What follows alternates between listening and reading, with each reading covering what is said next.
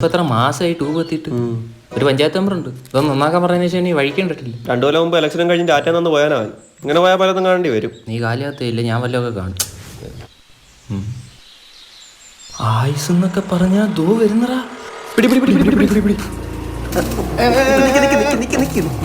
മെമ്പറെ ഇന്ന് വൈകുന്നേരത്തിനുള്ളിൽ ഈ പോസ്റ്റിലെ ട്യൂബ് മാറ്റിയിരിക്കണം. ഇല്ലെങ്കിൽ ഞങ്ങളത് മാറ്റും. നല്ല അരി ഇടുന്നെങ്കിൽ LED ഇടും.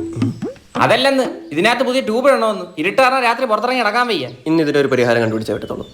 എൻ്റെ ഒരു അഭിപ്രായത്തില് നിങ്ങൾ രാവിലെ തന്നെ ചെയ്യേണ്ട കാര്യങ്ങളെല്ലാം ചെയ്തു പോയി. എന്നിട്ട് രാത്രി പുറത്തോട്ട് ഇറങ്ങരുത്. ഇത് മെമ്പറെ ഇപ്പൊ ഇല്ല, ഞാൻ കൊല്ലെ കുറിച്ച് പറയും. മെമ്പറെ ഓ എന്റെ കക്കൂസിന്റെ അപേക്ഷ കൊടുത്തിട്ട് 1.5 കൊല്ലമായി. ഇപ്പൊ പറയാൻ ദൂരല്ലേ. ഇപ്പൊ നിന്റെ കാര്യങ്ങളൊക്കെ സ്മൂത്ത് ആയിട്ട് നടക്കുന്നില്ലേ? അത് പോകുന്നുണ്ട്. അതേ കണക്ക് പൊക്കോളൂ. നീ അത് ഫോക്കസ് കൊടുക്കാതിരുന്നാ മതി. നിങ്ങൾ ഇങ്ങനെ പരിഹാരം കാണല്ലേ. മെമ്പറെ പിന്നെ പഞ്ചായത്തിൽ നിന്ന് തത്തേ തരാന്ന് പറഞ്ഞിട്ട് എന്തോയി? അപ്പൊ കിട്ടും. ഓക്കേ.